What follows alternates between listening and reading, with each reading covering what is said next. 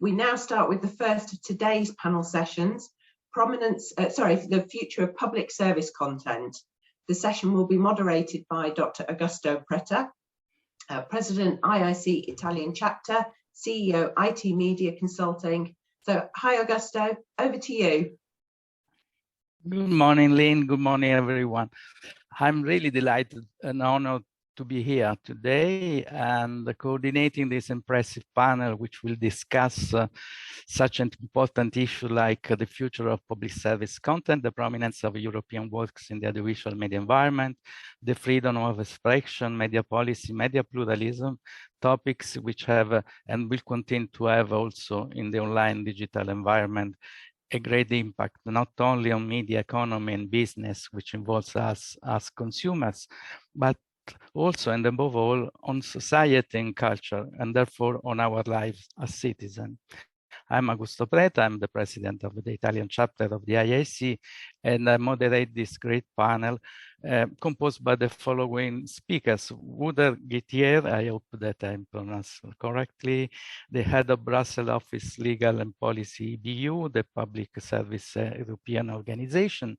Lubos Kuklis, which is the chair of the platform for regulatory authorities, European regulatory authority, EPRA, and also an authority himself, as you all know him for quite a long time. Anthony Sinkaruk, another difficult pronunciation for a Latin person like me, which is Principal Content Policy UK of COM, and much easier, Marco Valentini, Head of Public Policy of EU Affairs Sky Italia. Even if the topics are strictly linked, we all agree to divide the session in two parts. The first one devoted to the AVMS directive rollout and implementation. The second one on media freedom, media plurality, and the battle against misinformation and disinformation. Before giving the floor to our speakers, please let me introduce briefly the first topic. Even as an economist, I have to recognize that audiovisual content is not only an industry, it is also a fundamental pillar of society that share common values defined as cultural identity. In this context, film and fiction TV play a fundamental role specific to popular culture, shaping social perception of Europe and European identity in a more dynamic perspective, I hope, encouraging the development of engaging narrative to enhance the value of diversity, mobility, transcultural exchange, and the constitution of an European identity. Conversely, at the same time, it can endanger the same objectives since globalization, digital transformation may also bring cultural standardization and lack of diversity. Looking at the most recent development of the visual industry in Europe, this role of social integration, surprisingly in many respects, seems to be played and facilitated mostly from American global companies like Netflix. In an article in The Economist, probably most of you already know, that the title was How Netflix is Creating Common European Culture. One argues that an irony of European integration is that it is often an American company that facilitates it and gives the sample of Netflix pumping the same content into homes across a continent, making culture and cross-border endeavor. That means, in our words, that the market dynamics make it possible now to what European firms haven't reached for more than 10 years, mainly through regulation, from the first television without frontier in the 80s to the AVMS directive revision now. That drives me also to a second question. Do we still need regulation? Undoubtedly, the market strategy of the global period are driven by an economic rationale such as profit maximization instead of social goals such as the European cultural identity. As a consequence, we cannot leave the pursuit of this value to the market alone. But that drives also to the third final question. AVMS directive is the right tool. It is based, as you know, on a sector-specific framework stemming from an era of analog television, which tries to adapt to a completely changed environment. An adaptive regulation can be the right way to foster the European industry in the innovative global market of content or to promote values and cultural identity. With all this question in mind, or just in the background, I give now the word to Lubos Kuklis, which can give us the fundamental point of view of the European regulator. Lubos, the floor is yours. Thank you very much. So the scene is quite broad now for the AVMSD and its implementation. What I can definitely say is that AVMSD in its previous emanations, I think was a very useful tool for the regulators, and it changed many things in Europe for the better. I think that the basic harmonization that it brought was very useful. And now the thing is where we go from here, I would say, and we will talk probably about media freedom again in the coming minutes. That is precisely that question: do we need more harmonization in the field of media freedom, media plurality, and so on? What I would say now is that we have the last iteration of the AVMSD now. It's been predominantly implemented in the member states. There are still 6 member states, if I'm correct, that need to implement the AVMSD. But what we also seen, I think, is a kind of different kind of implementation. There are those member states that were just opting for a minimal implementation that really just took the necessary changes that are introduced by the last installment of the AVMSD and introduced them into their legal system. But there were those who are really trying to make deeper changes and look at things from a new perspective of the digital environment and of the, I would say, opportunity that came with the regulation of the video sharing platforms. So even now we have the basic harmonization, but we already see a kind of divergence that is happening in various member states. I can say, for example, that probably the most important jurisdiction right now will be Ireland, and they haven't still implemented the directive, and I frankly, even Slovakia haven't. So this is not a criticism. I would just say that what they are doing now is a deep kind of changes, to the media environment in Ireland, and those changes will also influence in a very profound way all of the Europe, because it is the place of settlement or the side where many of the global players are now based for the purposes of the EU regulation and EU jurisdiction. From the point of view of European works that I think this session is now focusing on and their promotion, the question might be, do we still need regulation when everything seems to go smoothly? And things are looking quite good. When you see the last reports, for example, from Audiovisual Media Observatory, it really seems that the European works are in the on-demand platforms, for example, represented quite substantively. Also, the promotion of those works seems to be going alongside the proportion of those works on those services. And yes, and we've seen also that Netflix doesn't seem to be the bad influence we feared it to be at the beginning. But I still think that we need rules because I think this environment has been shaped by rules, and the positive outcomes may be to a large extent influenced by those rules. So I still think that we need to monitor the situation. We need to see how the media plurality in the media content and whether the European content is represented on those services in the way that we in Europe would like to see. And of course, if those rules do not have to be enforced, it's only for the better. But I think it's good that we have them. And I will stop here and looking forward to our other colleagues and other topics. Thank you very much. Yes, thank you, Lumbius, that you made already a very comprehensive, clear picture, even in a few minutes. So now I think we have to run because it's a very, full of issues session. So I give now the floor to Marco Valentini of Sky Italia. Marco, the floor is yours. Thank you, Augusto. I promise to run as well. Very interesting, the intervention by Lubos, and I do agree with him on the fact that AVMS directive is the right instrument and was a very useful instrument.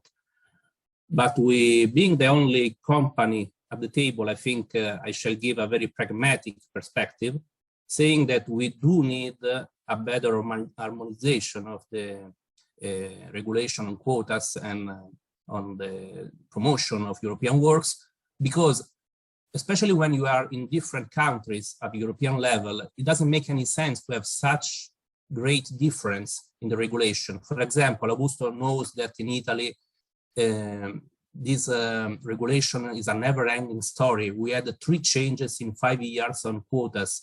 And the real point is that industry is facing the challenge to not know how to apply the law, because we're still waiting for some implementing decrees. And what it gives us is uncertainty. We do not know how to move. We are happy to move and to respect all the quotas, but we need a very clear regulation. As you know, Italy is quite rigid on the quotas. I think it's the second country after France, of course.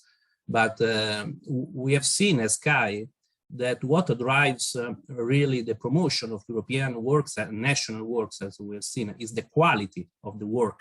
It's not just to impose more and more quotas, sub-quotas, national quotas. And therefore, we wish to, and we hope to receive a more harmonized and more elastic regulations, as the European directive, the AVMS, does, because it's very open and elastic on its application, as we have seen, for example, in Spain, where we have lower quotas, they obtained better results in some way. So we have to think very deeply, what is the right instrument to obtain the goal we are aiming to? Thank you so much. Thanks, Marco. Also clear and very synthetic your expression of opinion. And on this regard, I will ask Wouter or Anthony if you have any comment on this, just 1-2 minutes as we agreed before. And so each one that wants to take the floor can do it. Anthony, you want to go first? No? Okay, I'll quickly say a few words then on behalf of public service media organizations, because that's what the EBU is representing across Europe. Of course, if we're talking about European works and content, investing in public media is a kind of natural guarantee that there are European works made available to audiences in Europe. So we're well positioned to kind of have views on it. We do see that quotas do apply already across the continent to broadcasters, and often are going much further than the minimum standards applied by the AVMSD. So we remain committed to actually delivering on that mission to invest in European works. The investment levels go up to 18 billion in content every year altogether. I would like to maybe use my minutes to kind of highlight a recent trend, which is part of the solution to kind of cope with the arrival indeed of they're not new anymore, video on demand catalogs. And that is the idea of collaborative work on co-productions. I mean, my association, the EBU, has been over the past year and a half or so heavily investing in recreating that dynamic of bringing editorial teams, production teams together from the different broadcasters. And that we feel is quite an important answer to the need that our members expressed to continue to have, and I agree with Marco, high quality productions. Collaboration is not new. I mean, the EBU has facilitated collaboration in many other fields, notably in the field of news, like the Eurovision News Exchange, which celebrated its 60th anniversary recently. But we are now stepping up our game also to recreate that dynamic in the field of fiction. Some of our big members, and the Nordic 12 Alliance is of course a big example, but some of our big members, RAI, ZDF and France Télévisions, have actually put in place a mechanism now. And we see the first productions appear where there was the spirit of collaboration at the level of thinking about scenarios, thinking about co-producing or commissioning, but also thinking about distribution. And we feel that this move needs to be accelerated and, if possible, promoted. It's always starting from the dynamic and the strength of your national broadcasters that work together with producers. But I think we feel we have quite a potential to explore there.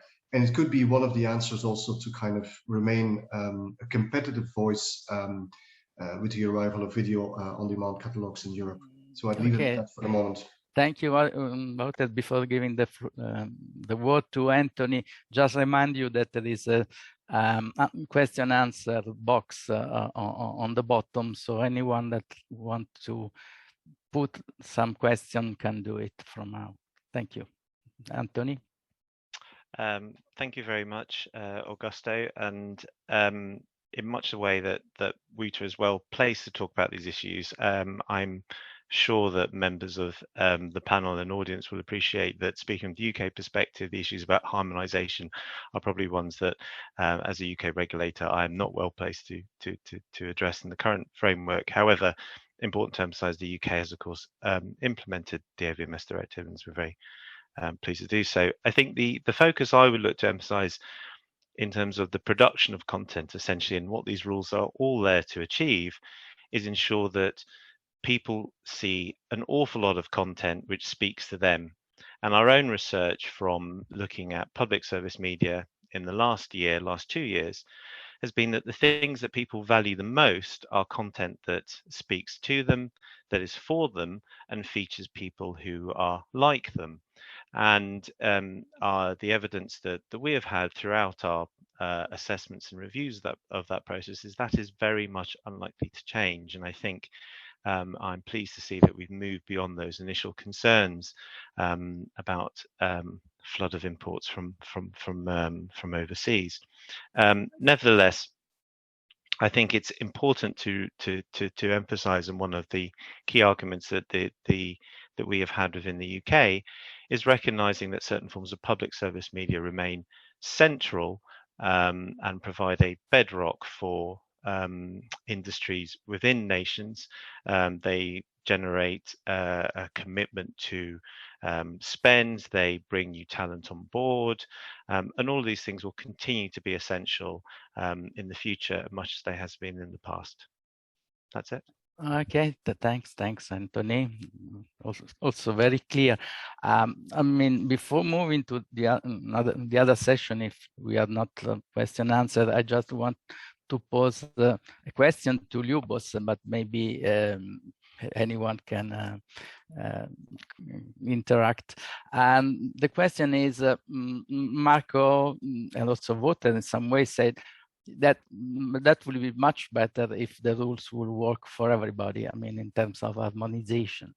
I mean, you have a diplomatic answer that can be yes, of course, that's fine. But as also part of a regulatory platform which has to deal every day, every time with such a problem, for example, investment in production or topics like that. I mean, personally, if you want to put the ERGA on first site, I mean, what do you think? I mean, because if I am a player, then I have to invest. I know that I go where I can invest what is better for me. I mean, it's just, as I said, profit maximization. I mean, no.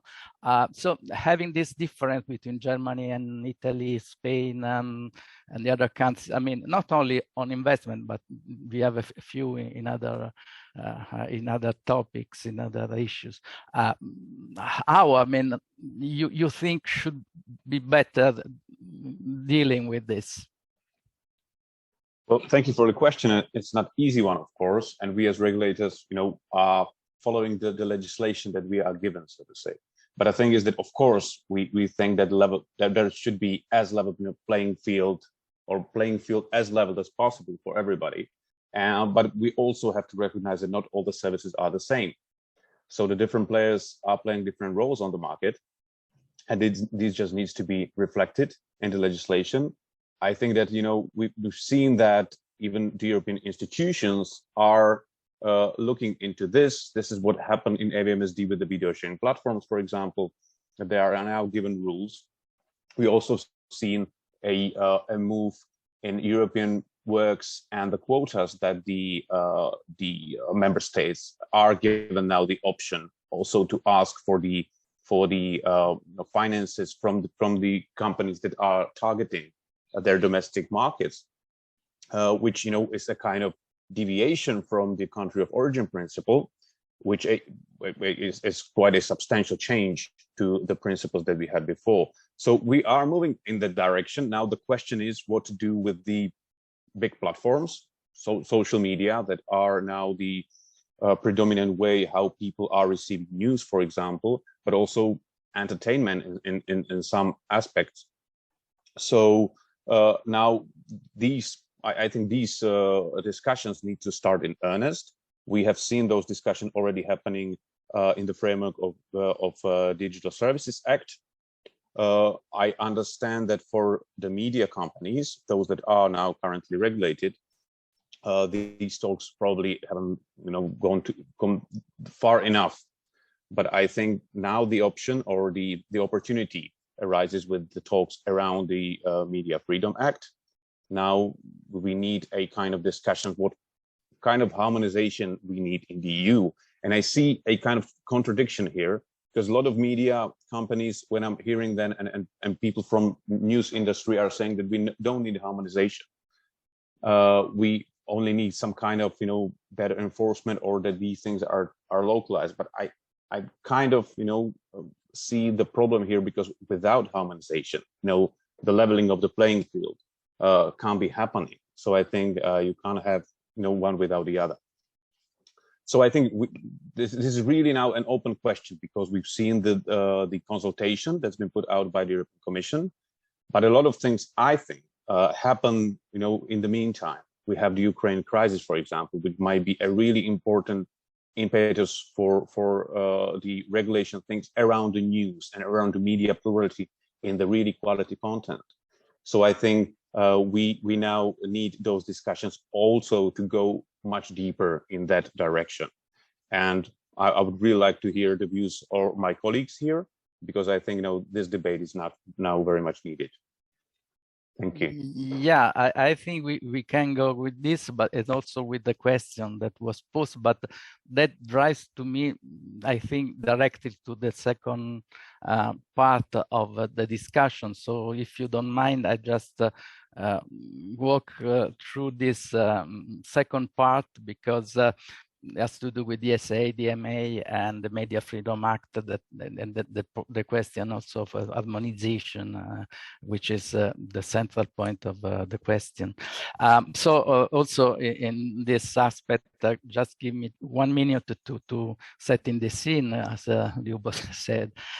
In the face of significant changes in the information sector, the European Commission deemed necessary to put in place the European Media Freedom Act, an initiative focused on promoting democratic participation, fighting disinformation, and supporting media freedom and pluralism in the market.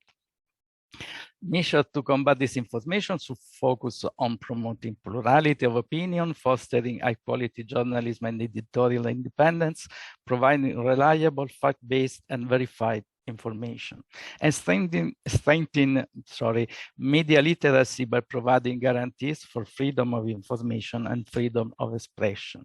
Editorial independence is the cornerstone of the healthy democratic system, providing citizens with a reliable and trustworthy source of information and a public forum where different opinions can be expressed.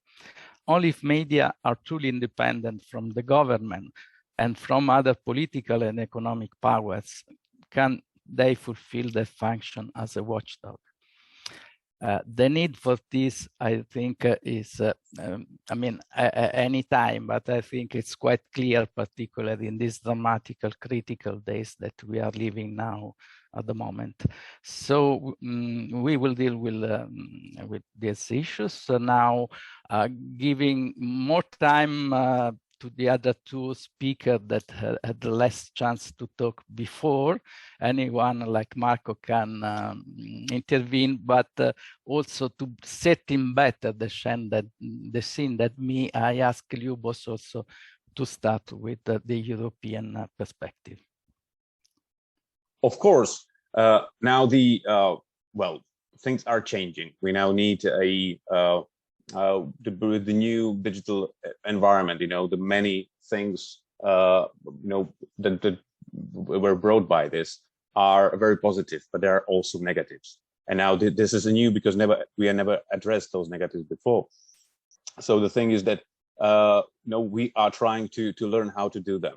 And one of the major problem here is that there are, things like disinformation, for example, or even media plurality as such that the EU never had a competence for, or never thought that the competence is there.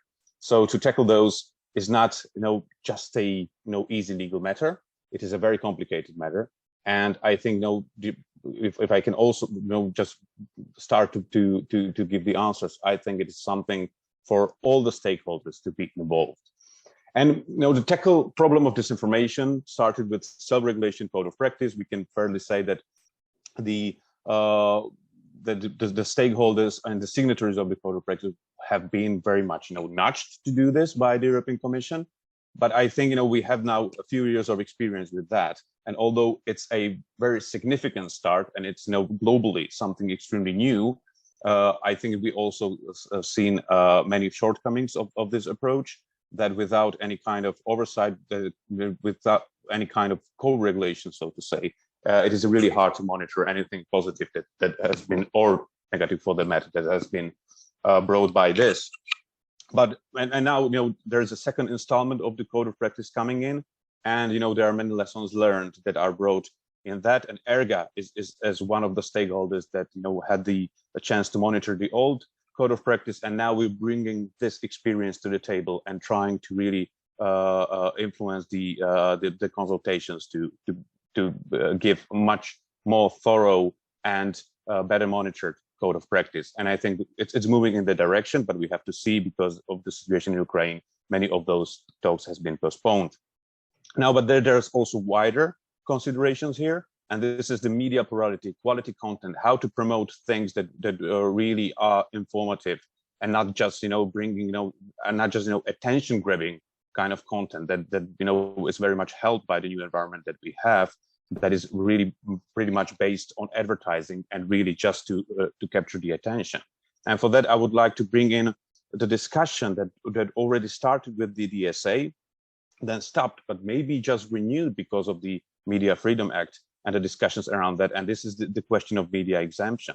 We've seen that a lot of media companies were asking not to be moderated by the platform because they already have a lot of editorial processes that are looking at the content and are ensuring that the content is there is a quality content putting out there.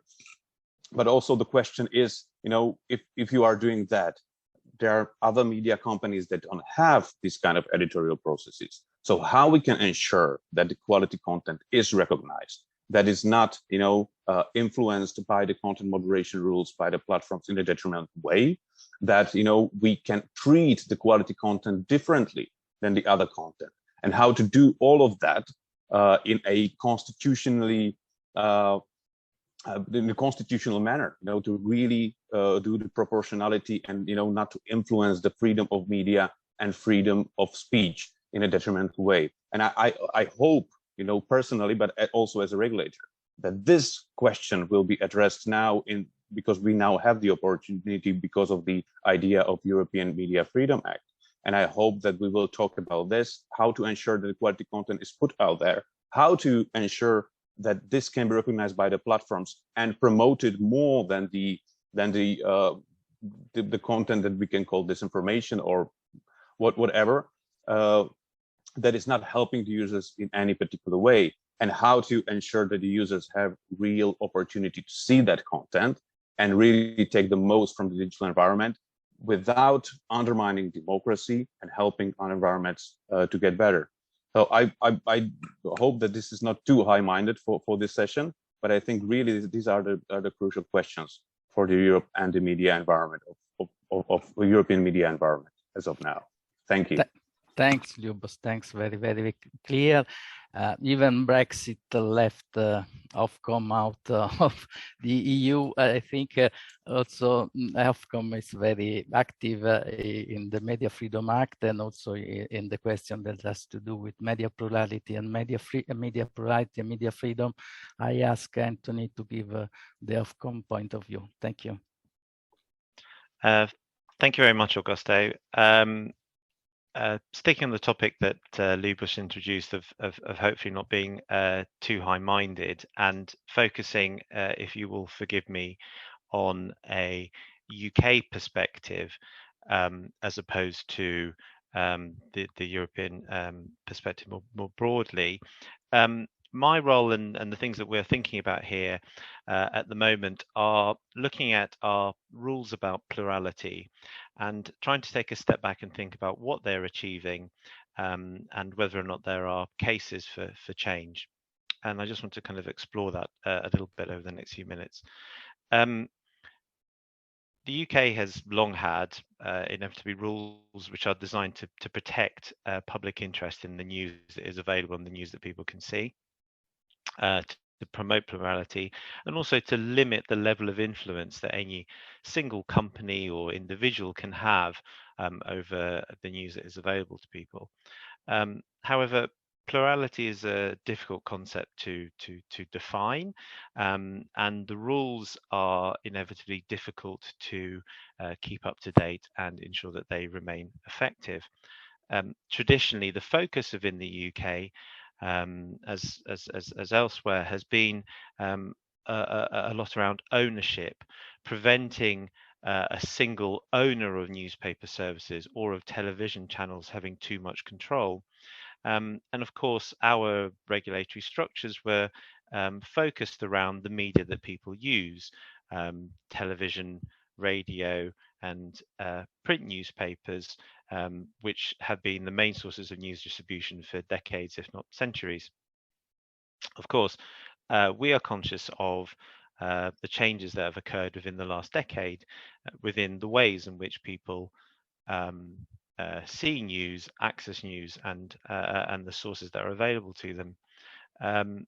It's worth just kind of taking a step back, I think, to think about the facts. And I appreciate the situation is different in different countries. But in 2013, about a third of UK adults told us that they used the internet in all its forms to provide them with some form of news. By 2020, that number was 65%. And 1 in 10 people told us that they only used news which they sourced through the internet to find out about the world. At the same time, television, which traditionally was the main source of news for everybody, has seen incredible changes. And a lot of those we have found are generational. Again, in 2020, we found that over 9 in 10 people aged 55 would describe television news as their main source of news, that kind of traditional regulated environment that people are most familiar with. But at the same time, only 50% of 16 to 24-year-olds did so. Clearly, people are looking in different places for the news that is available to them.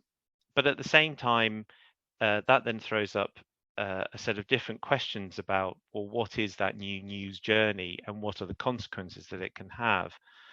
One of the things we have been mindful of, that of course, if you use the internet, some of the news sources you will see are good and some are bad. And of course, the way in which those different providers operate is different. There is a difference between a social media service such as Facebook and a search function such as Google, in terms of what happens and how we can think about regulation. So within the UK, we've wanted to understand how that changing environment could affect plurality and, if possible, propose some options to ensure those goals are protected, which I hope will be of interest to people. In particular, so we set off and asked people, well, what are the changes that are taking place that might be causing specific harm, specific risks that we should be taking into account in our approach and regulation. People wrote back to us essentially with three broad possible issues. The first was that online platforms can have undue control over the prominence given to different stories, which impacting what you can learn about, and the different sources impacting the different opinions you can hear. Secondly, the second potential area of concern was that there is the basis on which algorithms operate is not transparent to members of the public or to authorities and regulators.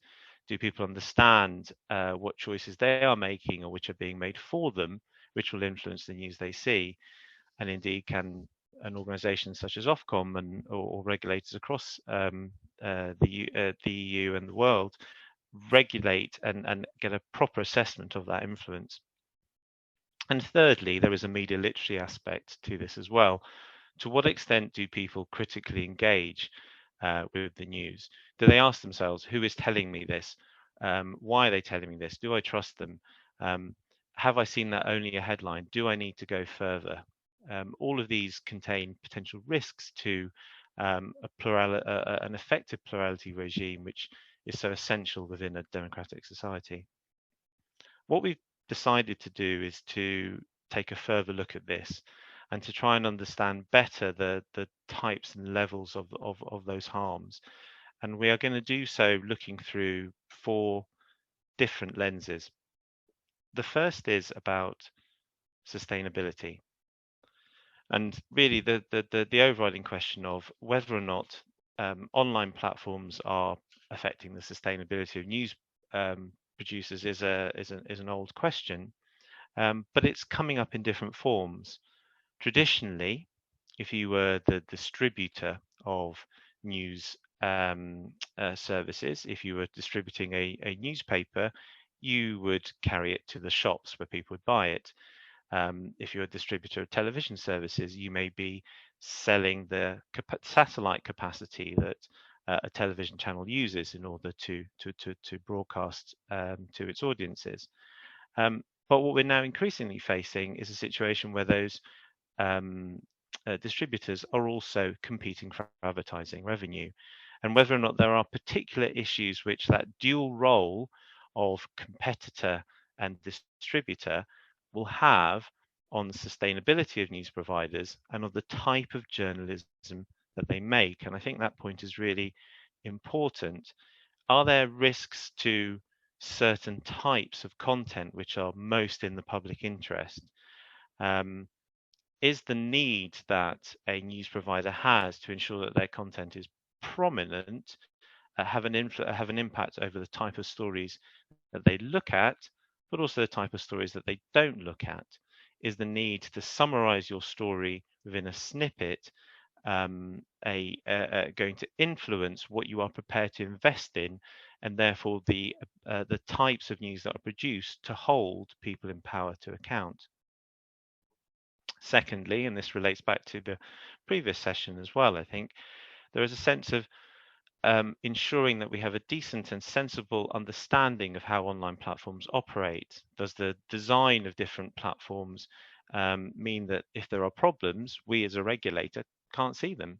Are we clear about the different ways in which social platforms, search platforms, and aggregator services like Apple News or Update they work, and the safeguards that are in place to try and protect plurality on those sources?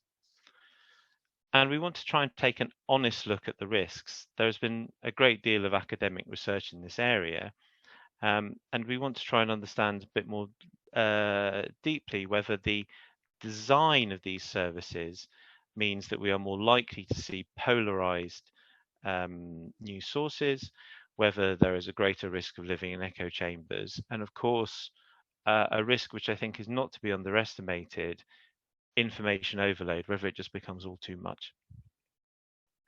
The third area lens that we're looking for. 1 minute, Anthony. Thank you very much. The third area is about citizen understanding. Do people understand the influence of platforms?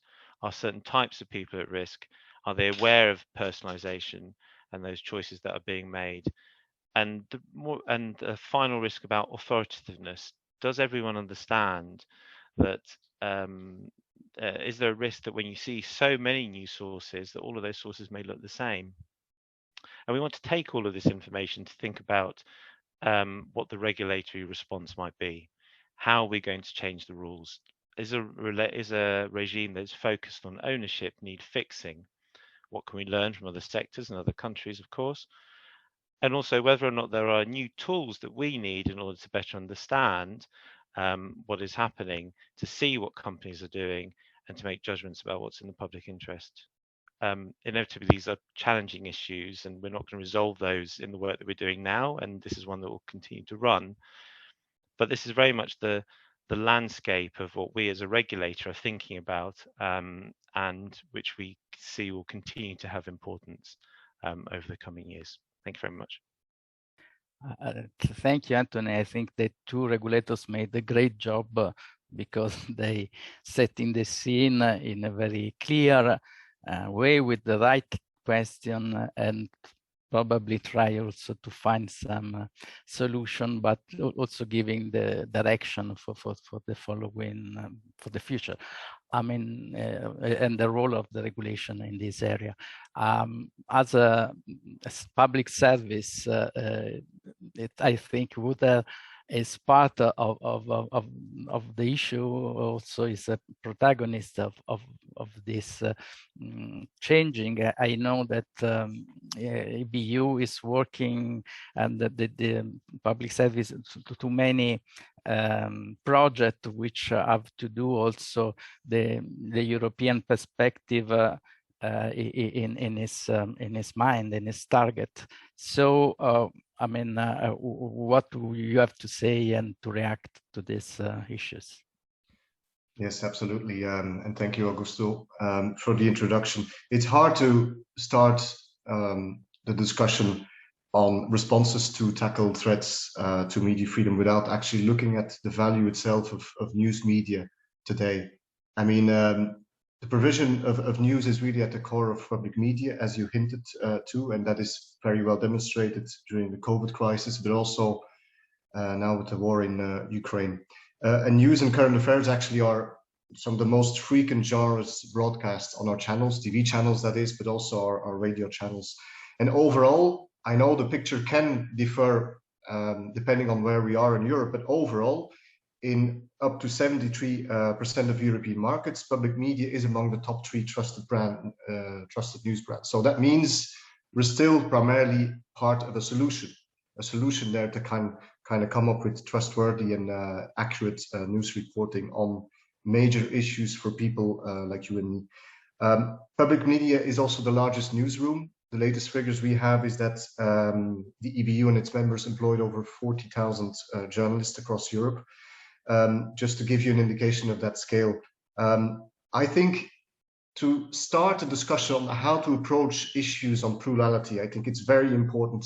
And I have that when I have weekly contacts with my news colleagues that are running the Eurovision News Exchange and other exciting tools, is that the ultimate solution is to ensure that large volumes of news that stand the test of some quality and trust is produced, easy to access and find across all platforms. And that is also the best way tackling challenges of misinformation and disinformation. Now, I say this not just as a regulatory lobbyist here. I mean, I know this can be interpreted in many things, but this starts at a very basic level, ensuring that premise is actually met, that large volumes of high quality content are being made available and easy to find.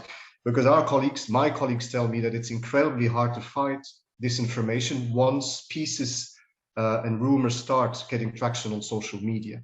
And my colleagues are involved in a lot of partnerships also with platforms themselves to kind of tackle some of the most serious misinformation or disinformation. I identify, let's say, 4 areas where I think we need to work on.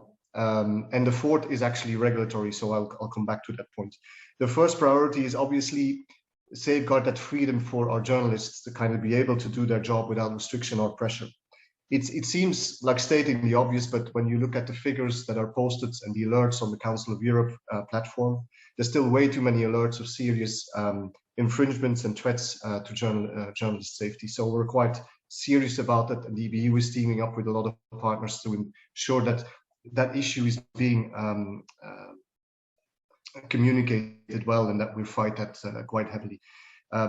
No pressure to our journalists, but also no pressure to broadcasters. I think the context in which public broadcasters or broadcasters more generally is also very important. We have recent research from our colleagues showing that strong democracies underpin public media. It seems quite obvious when I say this, but this is actually true. And strong democracies come with strong adherence to rule of law.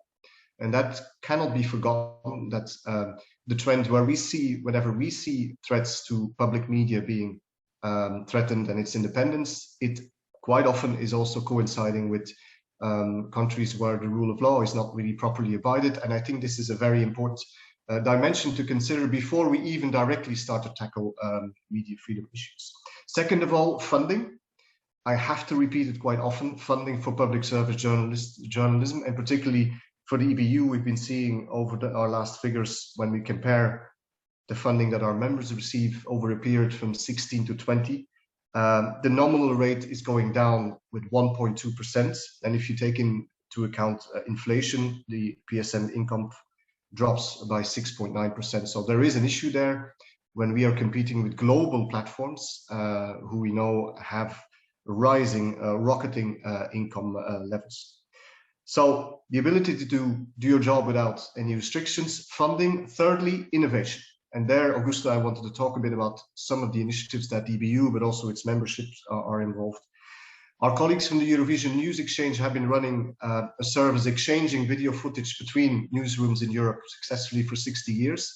We have 2 or 3 years ago started a Eurovision social newswire that is really clearing pieces put up by users themselves on social media and ensuring they're cleared and be able to be used by journalists. The same people with their communities are involved in exploring the added value of fact-checking, social media verification. There's a lot of exciting things happening on that around Europe, and we're quite keen to kind of explore how technology can help actually in better verification of those sources. The European Perspective is one project that the EBU is facilitating with 11 members of the EBU, and is really trying to take that idea of the news exchange, which is all about exchanging video footage and news reports between newsrooms, to take that directly to the audiences too. So you'll be seeing now at 11 portals of our members, banners appearing called the European Perspective, which basically are news items that are directly coming from other members of the EBU and that are actually being translated by using automatic translation, AI technology, to be made available. We had an exciting first stage that is just finished, and we had a good workshop last week to take stock of all the results. We had over 45 million views of these news reports, which is quite impressive knowing that the project is only 1 year old, and we believe and we hope that we can continue this project throughout the year to rally more support from our members to engage in this. But it really is building on the presence of already great news reports that are available for national audiences, and see how we can help each other to kind of make sure to enlarge, let's say, the amount of news items that could be made available to European audiences. So we're quite excited about that. It's also about creating networks of editors and journalists that work together for providing better news. Then coming to regulation, I think it goes without saying that the AVMS directive remains a very important point of reference. We were applauding the references to prominence of general interests and the active invitation to member states, governments, regulators to look into that. I think the recent developments have shown that it's an important debate. We're reassured that both Germany and France have taken first steps to look into regimes of that kind, knowing that it's not easy. There is not a one-size-fits-all solution if you want to create regimes that promote the appropriate prominence of general interest content, but it is an important focal point. And I reckon, and I speak on behalf of our members, this would also be one of the concepts, one of the discussions that we could usually have in the framework of the Media Freedom Act. How can we convince regulators and governments to actually take the step to kind of think about clever ways to push to promote problems of general interest? A second pillar is, of course, the DMA and the DSA, and Vincent in his question had a very relevant point on DMA and connected TVs. For the DMA, our members welcome generally the adoption of a political compromise. We have to see, of course, the text before we have our final judgment. We would welcome strong enforcement of the Digital Markets Act because we believe the obligations set a good base layer of protection for business users, including media companies. To pick up Vincent's question, connected TVs, yes, it's a very important application for media companies, especially public media companies, where we see that there are certain bottlenecks emerging.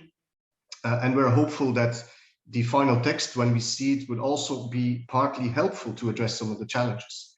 Because as you know, the Digital Markets Act covers a wide range of platform activity, including operating systems, providers that run operating systems. So we do think there is a case to address basic concerns around transparency and fairness, also when it concerns connected TVs. But we will have to look at the details, of course. For the Digital Services Act, yes, the jury is still out there. 1 minute. 1 minute. We are quite keen to have more robust transparency rules for recommender systems. We're a bit, let's say, disappointed by the fact that the arbitrary interventions by platforms, so the moderation policies that are applied automatically to broadcasters, have indeed not worked very well, and that these arbitrary interventions could indeed pose serious threats to plurality. And we would be keen to continue that discussion if the necessary safeguards would not be there in the DSA. So looking forward to the Media Freedom Act. Maybe my time is up, but I touched upon already some items where we could look at problems of general interest content, look at basic principles that could protect our journalists and broadcasters against pressures, all kinds, and carefully look how the MFA fits within the existing dynamics, policies, and rules that we have already defined. Thank you. We come back to this point because I have a question which is close to what we were going to say in a short time. But before, I want to ask Marco if he has any comment in 1-2 minutes to conclude all this panel. Yes, it was very briefly in order to save time. We have a rock solid position that this information should be regulated online as well as offline. In fact, if I can add one more item on the discussion from a national point of view, also during national elections, the famous par condicio regulation, we have to consider that the information is not the same on TV and on the internet. And we have seen, especially on social platforms, what the results can be just close to some very important election and the information that they give. So we strongly feel that legislative intervention is needed, and we must be very courageous and have the courage to make a change, because it's such an important issue, especially now we have seen with the war what difference it can make. Thank you. Thank you, Marco. That's just not a joke, but I mean, introducing par condicio also in a international discussion, which is so confusing for us. I can understand that it's better to not explain too much the topics. But by the way, my question, which come also from an answer that Wouter already gave to a question that we had on the chat. And so if the other one also wants to say something, I mean, but it's more general. Also, I come to Lubos, which is a sort of cornerstone today, and then we go also to the other one. I mean, very, very simplistic. I will say one could consider that still some cultural exception that makes European regulation, which is for general scope, and then you have a sort of horizontal regulation like DMA, DSA, and it becomes difficult media to include on this regulation. And on the other side, maybe just to give some possibility, I mean, I'm provoking, of course, just to make the discussion just a little bit more lively.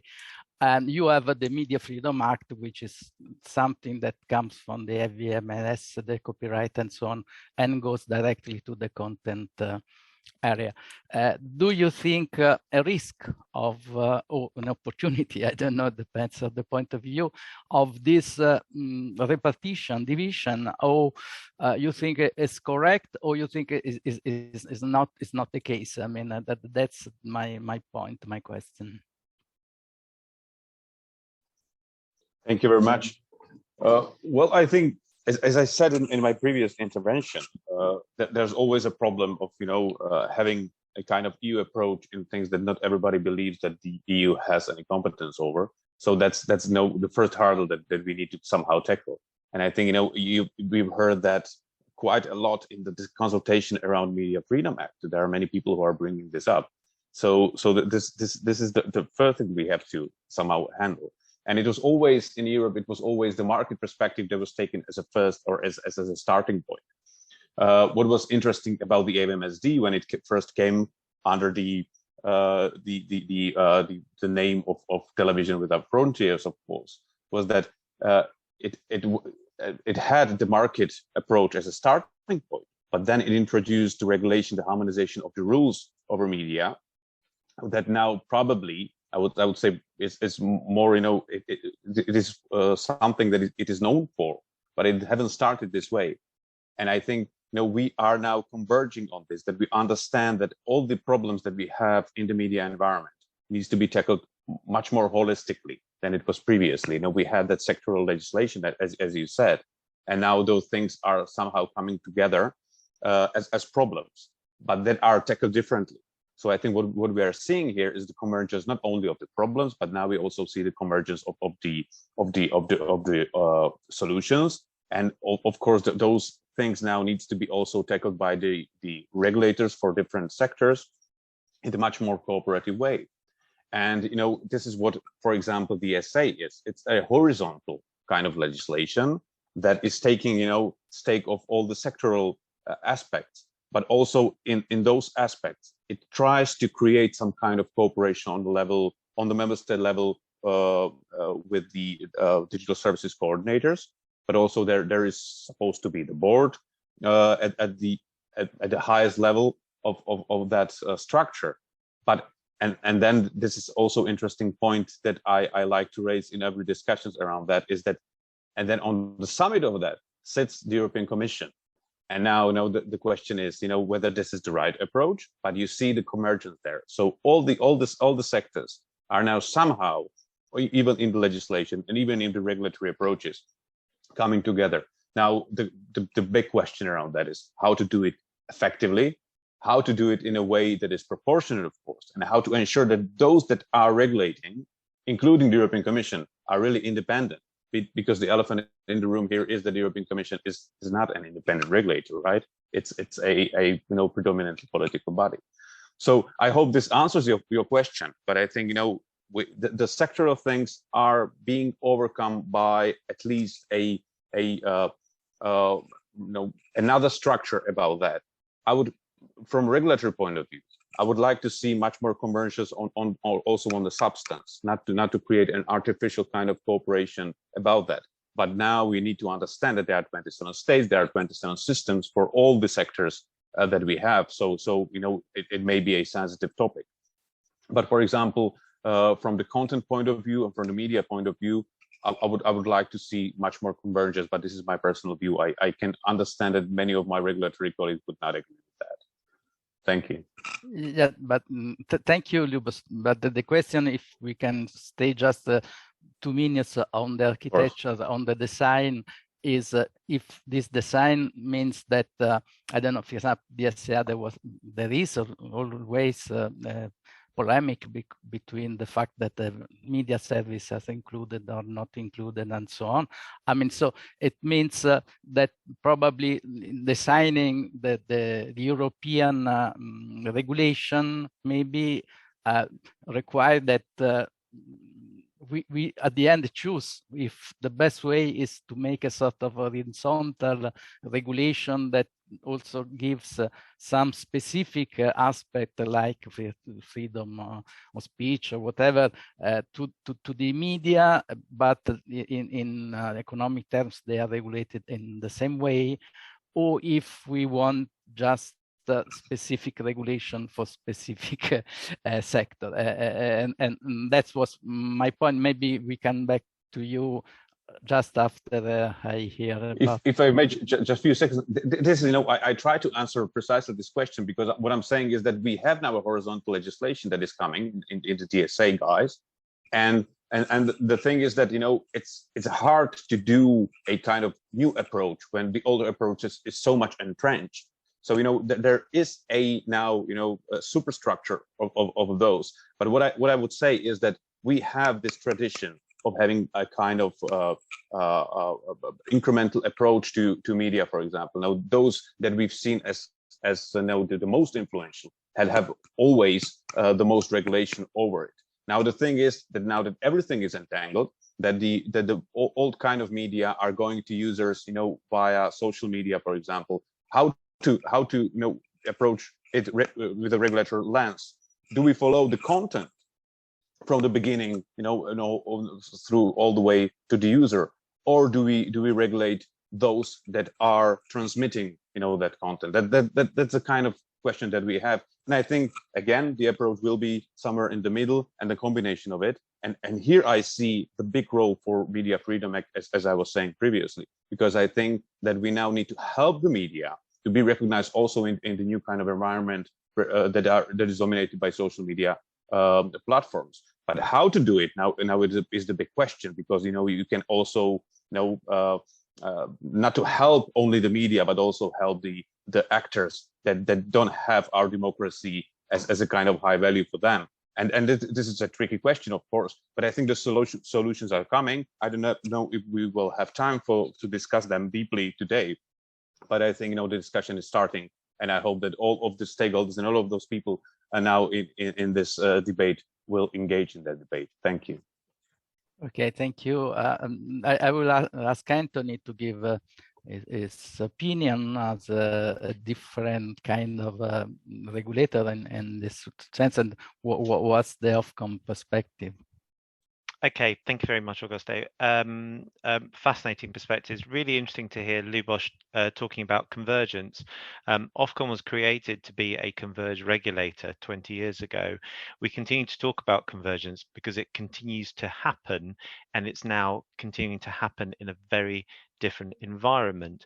And the points which I think I was trying to address earlier on in my intervention, the way we're thinking about plurality, is we are now faced with a set of challenges about regulating plurality, maintaining plurality in an online environment, having for quite a long time had rules which existed within different media, and you are therefore inevitably faced with a choice. The choice you have is, do you try and add on changes, try and make additional changes to existing frameworks, try and incorporate the new model, or do you take an approach which is effectively you need to start again and think and take a very different approach and try and view all of those different media together and differently. And there is no easy answer to this question, because one of the key points from a regulatory perspective is, who do you regulate and on what basis can you enforce? And therefore you need to have a very clear sense of what tools you can use to make a judgment about regulation. So I think the challenges are there. The challenges are clear. I just want to make one further point, which I thought in relation to kind of the prominence of news, which Ruth mentioned earlier. within the UK, we are thinking about and have recommended to the UK government new rules to ensure the prominence of traditional public service media on different platforms, recognizing that in order for this news to reach the widest audience and have the greatest impact, it needs to be both prominent and available, and that will always be a key factor. And whether or not and how that is then in future considered within different platforms, social platforms, is a matter which, you know, we will have to wrestle with, European regulators and legislators will have to wrestle with, but in wrestling with that question, there will always be the overriding thing to bear in mind, which is what authority and power do we then have over those outcomes to ensure the best results for audiences. Thanks, Anthony. I think Walter would have something to say also on that. But before I give the floor to Marco for 1-2 minutes, as a company has also the UK in its footprint, and Sky is a big player also in the UK, of course. And so, Marco, what's your opinion, even if you are just an Italian representative in this case? I have to say that this question to me is not so easy, because being the only company at the table, I can just give my personal opinion. I mean, I do think that it's very important that the new regulation does not have the risk to be anachronistic in few years. What I mean, the market is changing so much. We have seen the changes in the last 5 years. The risk is to have something that will be anachronistic very soon. So what's going to be the right solution? It's going to be a tough job for all the regulators, and good luck to all of them. But just if I can give a suggestion, keep in mind this. Must be very elastic, very open-minded, and in the long period. Thanks. Thank you, Marco. So, Walter, you have 2 minutes, and then probably we have just the last sentence to ask you for closing the session. Thank you so much. As I said during my intervention, the DSA and DMA, they're considered base layers, and I think there was really a need to have them, as we had the need back in the days with the GDPR. We had the discussion. It was a big discussion, but yet it set kind of a standard at global level as a kind of a benchmark. I think the DSA and DMA, in a way, are good initiatives. DSA, as I said, it's not yet clear what they will actually deliver for European citizens. We'll have to see the final political compromises. And their media services are obviously considered like any other business user. So it would be important that whatever base layer protection there is offered by DMA and possibly DSA, that they do not affect, of course, specific media laws. Because the fact that we already had for 20 years a robust AVMS/media regime is there for a reason. And if we see that the reasons for protecting even firmer plurality and pluralism and diversity shows that we need to kind of sustain those regimes. So I tend to agree with Marco when he says, look, elasticity. I think the MFA is really about creating maybe certain new dynamics in thinking about approaching these problems when risks occur around media pluralism, rather than set a hard list of directly applicable new obligations, because that's where it gets tricky, and we all know, because we have been following media laws and its enforcement for so long. But that dynamic is, I feel, quite important. And if we could center the debate around some of the key issues where we see, well, clearly, we need to bring regulators together in a dialogue or even cooperation to be discussed, and we'll be a privileged witness to all that, of course, as the EBU. But that is the most important thing, I think, taking stock of DSA, DMA, then using what we have of AVMS, how far that implementation has gone, and then see how we can build on that. I know it's a bit vague for the moment, but I truly believe that would be a right approach to kind of step into the debate. And I hope the coming months we can meet again also in person to discuss how we can take it forward. Thank you. Thank you. My last question, which is just a sentence. I mean, when you think at that kind of regulation, antitrust, for example, which is competition, and you think at the DMA, fairness and contestability. My question is just to close with a sentence by each of you. When we talk about media, what do we have to take into account? What's your keywords? Thank you. Well, I think when we are talking about media and how to, regulate them, or how to regulate the environment that we have, a quality media, I think we have to think about how to help the quality media to get to the users. And this is a, very simple sentence, of course, but the problem is, that in the details how to do that. But that requires different approaches to regulation of different players. And I think, again, I'm repeating that we now have opportunity to do that.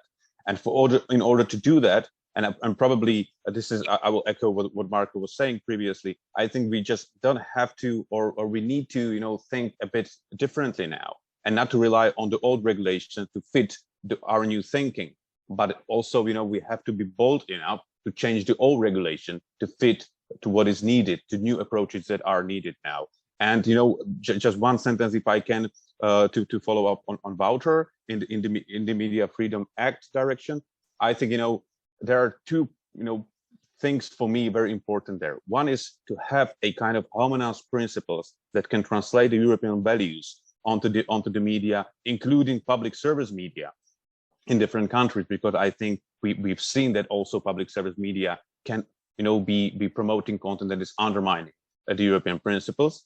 On the other hand, we can have a kind of a transparency of ownership, for example, to have harmonized kind of rules for that, because you can't enforce media ownership only in your own country when all the players are globalized.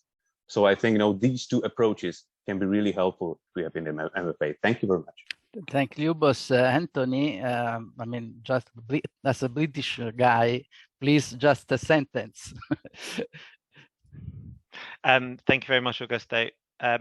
When I think of media, and I think of our role in media, and I think about all the issues we've been discussing today, I primarily think to myself that what I want and what I think is important is to secure a well-functioning democracy. And to have a well-functioning democracy, we need to have informed people. They need to be able to see a vast range of choices of information, and they need to be able to access those and to be able to understand those. And I think all we are trying to achieve, and I think all everyone here is trying to achieve, is ensure that that range of content is made, is accessible, and continues to be available and appreciated by people throughout the UK and throughout Europe as a whole. And that's what we should be striving for. Thank you. Marco, 15 seconds. You ask for a sentence and I finish with a question. Are we sure that we know what the new media will be in 5 years? That's it. Wouter? Using a line I've used in my intervention, the audiences matter ultimately. Large volumes of high quality trusted news needs to be produced and easy to access and find across all platforms. I think we need to keep that in mind when we think of policies more general. Thank you. Thanks, Wouter. I can add one word, which is pluralism, plurality, and that's, I think, maybe could be also some guide for the next generation regulation, as in some way it was in the past years. So now we are finished on time. I think it was a great panel. I thank you all the panelists to be here. I must confess that this morning I had the electricity block in my place, so I had to run with anxious all time because the battery is going to finish, but we did the job, and thank you for all. Lynn, the word is yours. Many thanks, Augusto, and many thanks to our panelists for your valued contribution in this excellent opening session. Thank you.